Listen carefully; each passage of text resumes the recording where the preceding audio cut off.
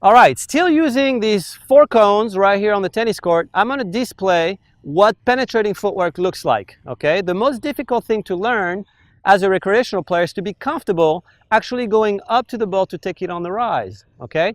That is the way that you want to play, again, because it keeps you in a dominant posture. You're always the one that sets up the pace and the one that defines the way that the game is going to be played. When you look at that ball, applying the same test that we did earlier where I was going to the side, what you see is a lot of recreational players actually do not cross the baseline. They actually just run kind of sort of here and then they make contact behind the baseline and end up tilting and reaching for a ball that they should be taking a lot more forward, okay? And the same would apply for the ball at the baseline behind me over there, okay? So I'm going to show you what dynamic footwork is going to do for you using the same concept that we learned in the video before, okay? I want to be penetrating, so I want to make sure that I'm going to go straight to that ball, okay, in the minimum amount of steps, still keeping my posture forward so that I can keep an eye on what's going on ahead of me, okay?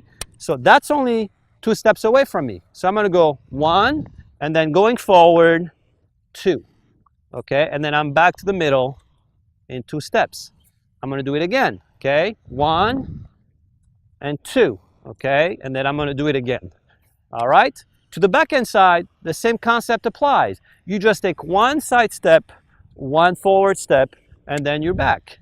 Okay, 1 side step, 1 forward step, and then you're back.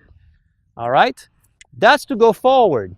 But obviously, the game is going to be multidimensional and multi-directional. So you're probably going to find yourself having to move back behind the baseline, trying to get a handle on balls that are deeper.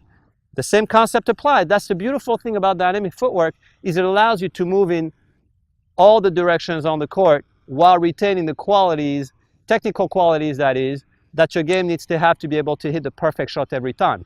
So I'm going to use the same concept. I'm going to do a cross step back. I'm going to be right here in a perfect posture, perfect balance, and then I'm going to do a step back. I'm back to the middle in no time.